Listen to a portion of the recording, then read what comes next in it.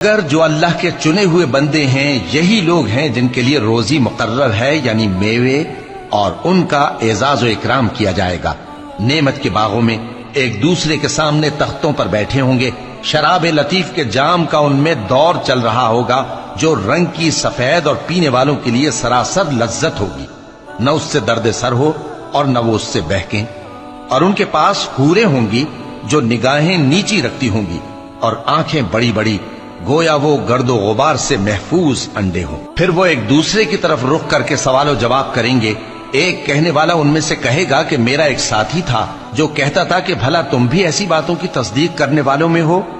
بھلا جب ہم مر گئے اور مٹی اور ہڈیاں ہو گئے تو کیا ہم کو بدلہ ملے گا؟ اللہ کہے گا کہ بھلا تم اسے جھانک کر دیکھنا چاہتے ہو؟ پھر وہ جھانکے گا تو اس کو بیچ دوزخ میں دیکھے گا، کہے گا کہ اللہ کی قسم تو مجھے بھی ہلاک کرنے لگا تھا، اور اگر میرے پروردگار کی مہربانی نہ ہوتی تو میں بھی ان میں ہوتا جو عذاب میں حاضر کیے گئے ہیں۔ تو کیا واقعی اب ہم مرنے والے نہیں؟ ہاں، جو پہلی بار مرنا تھا سو مر چکے، اور ہمیں عذاب بھی نہیں ہونے کا۔ بے شک یہی تو بڑی کامیابی ہے۔ ایسی ہی نعمتوں کے لیے عمل کرنے والوں کو عمل کرنے چاہیے۔